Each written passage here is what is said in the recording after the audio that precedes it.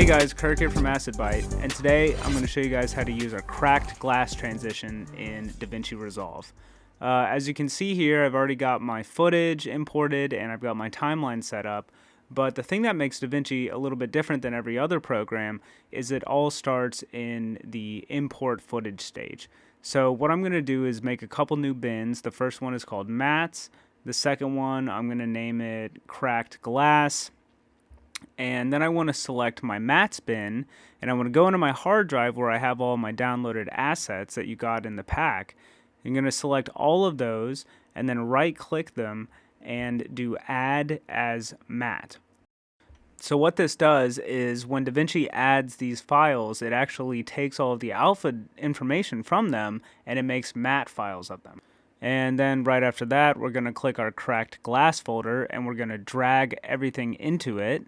And what you'll see right away is that these are all just video files. They're not plugins that you have to install.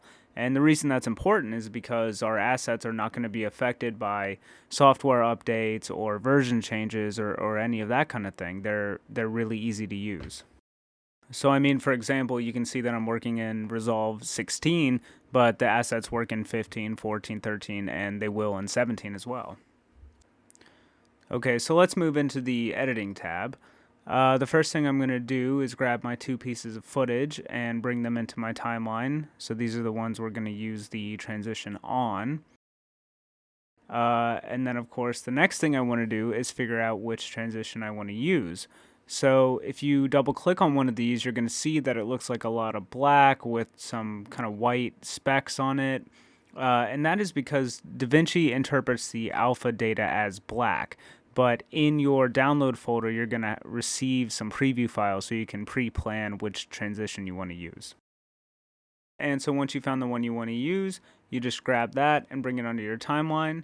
And as you'll see right away, it comes with a piece of sound design already perfectly made for the clip, so you don't have to spend time on shady websites looking for some random plates breaking or glass breaking. You know, we try to do that in all of our assets. So what I'm going to do is I'm going to grab that cracked glass layer and bring it up a layer, and then I'm going to take my second piece of footage and put it underneath and align it exactly to the first frame of the cracked glass.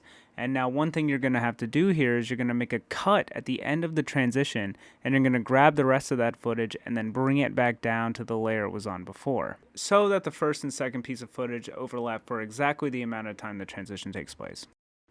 And then with that cracked glass MOV selected, you're going to go up to the inspector and you're going to change the composite mode to screen.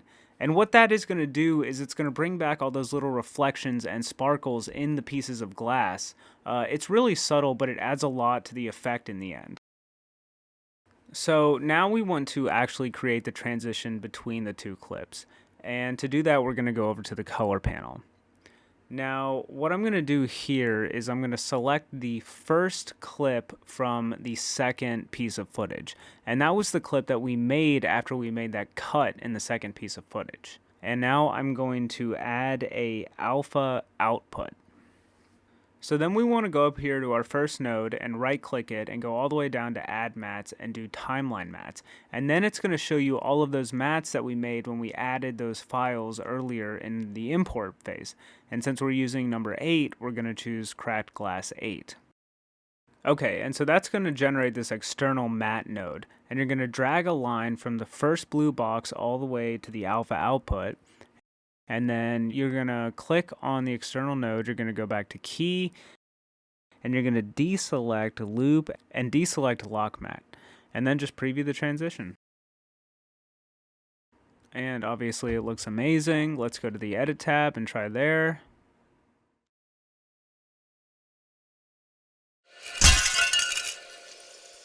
And yeah, guys, I mean, that's it. It's incredible. It's super easy. Thank you for downloading. Thank you for watching, and see you guys next time.